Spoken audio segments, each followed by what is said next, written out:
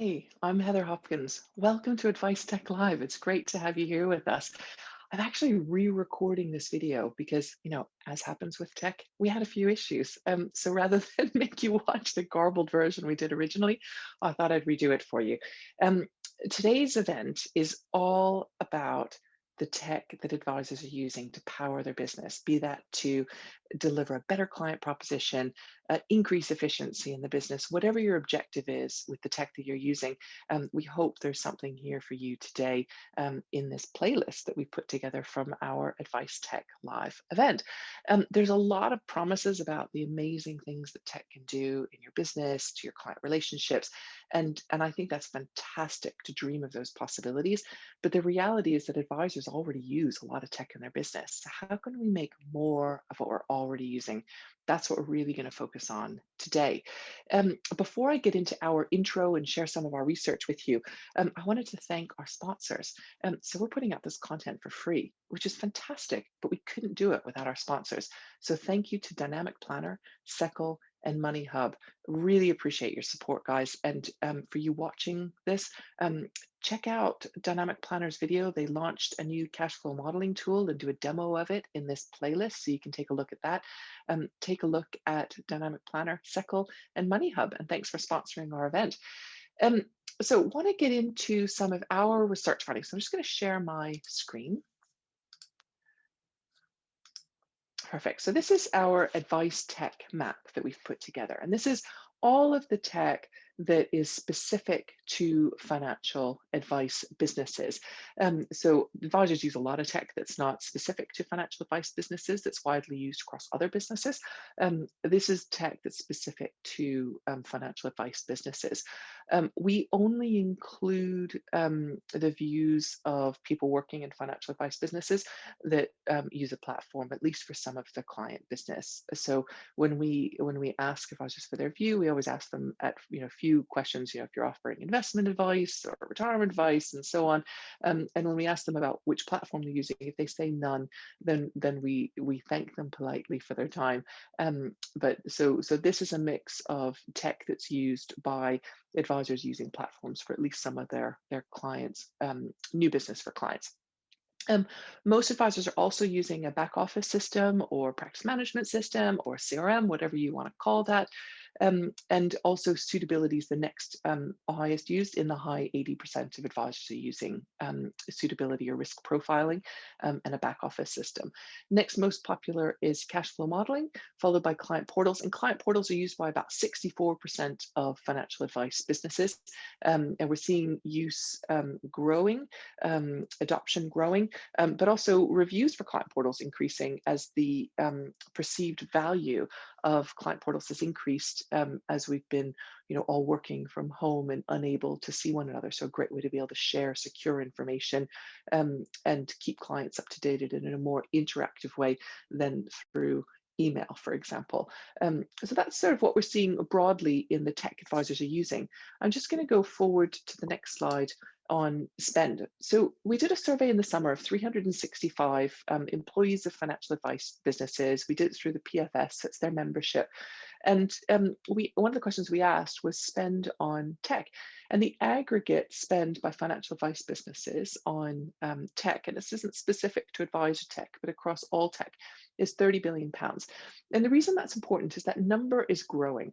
And that's great because it means that the investment towards advice tech will continue to grow. Financial advice is fantastic in terms of the value it gives society, in terms of the importance to financial services, important in terms of the importance of the UK economy. But the reality is it's a relatively small category for tech. It doesn't transport well across borders into different regulatory environments. So it remains quite a small share of the pie of tech. But that growing value of spend on tech means it becomes an increasingly interesting category for tech providers to look at and invest in. So that's why that number is important.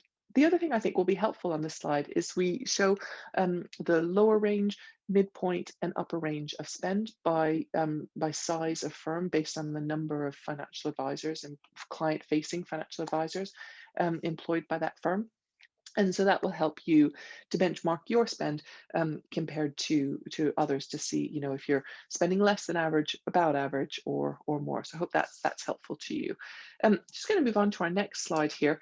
Um, 3 points I really want to focus on from our recent research today. So the first one is on security. Two-factor authentication is increasingly becoming the standard for any client access. So client portals, the client portals offered by platforms or specific dedicated client portals, increasingly using two-factor authentication. Back office systems also using two-factor authentication, which we think is a really, really good improvement in the security of those systems. What we're hearing is that the next stage is going to be biometric. So just like you log into your phone, using Face ID or your thumbprint, we expect that that's the next step for security protocols for some advice tech systems and propositions. The next thing is on integration. So one of the biggest frustrations that advisors face with their tech is integrations. So having to, rekey information from the client fact find into the back office system, into cash flow modeling, the ways that different products are defined can be slightly different, and it creates a lot of inefficiency in businesses. And so employees of financial advice businesses have told us that integrations is one of the biggest challenges that they face on tech. And the really good news is it seems it might be getting better. So we ask advisors and employees of advice firms to rate the tech that they use on a 5-point scale. So we ask them about value for money, quality of support, integrations. So there's a few questions that we ask them, and it's always on a 5-point scale. 1 and 2 being negative, 4 or 5 being positive. And so on a 5-point scale, you don't see a big shift in numbers from survey to survey. We do these about every 6 to 12 months. But what we've seen in integrations is that there's been a 10 basis points increase, at least, for platforms, cash flow modeling, and back office systems on this question of quality of integrations. So it's getting better. And it's not to say that the providers are getting better. It's partly that there's been an increasing focus on signing up to the Origo Integration Hub, which is great because it means that those integrations can work better, potentially with more standards. But it's also advice firms investing the time to make sure that those integrations work, because everybody's sort of system architecture is a little bit different. So there has to be work done by the providers and the advisors, and it seems like that's happening and it's getting a bit better, which is great to see that progress. Doesn't mean that more shouldn't be done.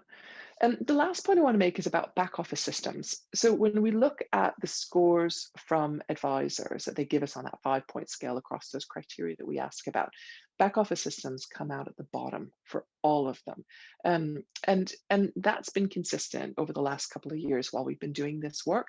And what we've seen is that IntelliFlow's market share, so the share of employees of advice firms that say they're using IntelliFlow, Intelligent Office in their business, is growing while their scores for user reviews are decreasing. And that suggests to us that there's something wrong in that market. You wouldn't normally see that a player is becoming increasingly dominant while their satisfaction is decreasing. Normally people would vote with their feet and go elsewhere.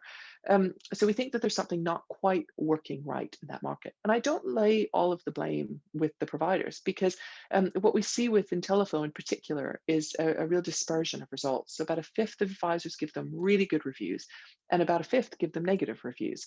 And part of that is about the usability of the system, about what you're able to pull off of it. I totally get that. But another part of it is about investing the time and the effort in a business to get the data to really be up to snuff, to force people to adopt that system in a way that makes it relevant. At NextWealth, we use a CRM, we use Insightly, and I'm the worst. I'm never updating that system. When people change jobs, I just do that admin of having to go in.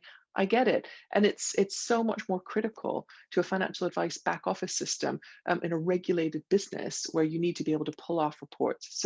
So I think that there's something on both sides that's not quite working. The systems need to be more efficient. They need to be easier to use. They need to be more intuitive. No doubt about it. They also need to be probably more goals oriented to reflect how the financial planning profession is evolving away from the product focus of the past.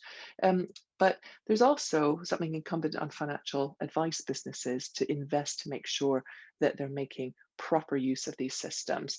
So that blame, I think, sits with both parties actually, or responsibility, not blame. Um, Next thing I want to talk about is e-signatures. So we've seen a massive shift over the last year in adoption of e-signatures. And people joke it took a pandemic to get platforms to use e-signatures. And there is some truth to that it was always on the priority list, but never quite up at the top of the list. 16 out of 20 platforms now accept e-signatures, and that's up from 9 in March. And the remaining ones are definitely looking at it. So that's a big change over the last few months. And what we hear from platforms is that those changes are here to stay. There's further investment in digital transformation projects. So they've seen the difference that can have on their business. They see it as a competitive differentiator, and they're continuing to invest. So I think that's great news.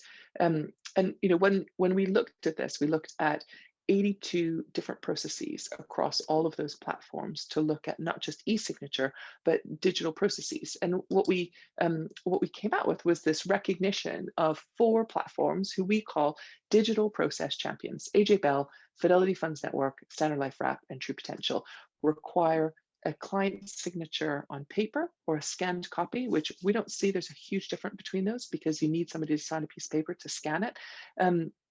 So the scan is better than post, but it's this is e-signature or straight through processing for 10% or so they need a wet signature or scanned copy for 10% or less of their processes. So we're looking forward to welcoming more platforms into this elite group of digital process champions. Last slide is just a really exciting statistic that came out that we thought was absolutely fantastic about adoption of new tech. So we ask advisors on a regular basis whether they're satisfied with their current tech setup and if they're planning to make any changes. And when we asked this in October, a quarter of advisors said that they're planning to introduce a new piece of tech in the next year. And that's up from 10% in March last year. So we have a pre-pandemic benchmark against which to compare this, which is so lucky. So we can see that impact of digital adoption within financial advice businesses. The proportion of advice businesses that say they're satisfied with their current tech, 37% of those employees of advice businesses said they were satisfied with their current tech compared to 56% pre-pandemic. And that is a massive shift. We're just getting ready to update some of this to look at what tech are advisors looking to introduce in their business. What we hear anecdotally is it's a lot of non-specific techs. It's not advisor tech, but productivity tools. There's obviously been a huge adoption of video conferencing and Calendly to be able to schedule appointments, Otter to get a transcription. But what are the other things that advisors are adding to their business? That's what's next for us. So with that, I'd like to thank you for joining us at Advice Tech Live. We've got this fantastic playlist of all of the sessions that we had at the event. Again, thank you to our sponsors, Dynamic Planner, Money Hub, and Seckle for supporting our event today.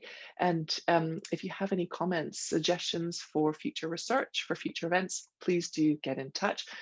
Inquiries at nextwealth.co.uk. Thanks for watching.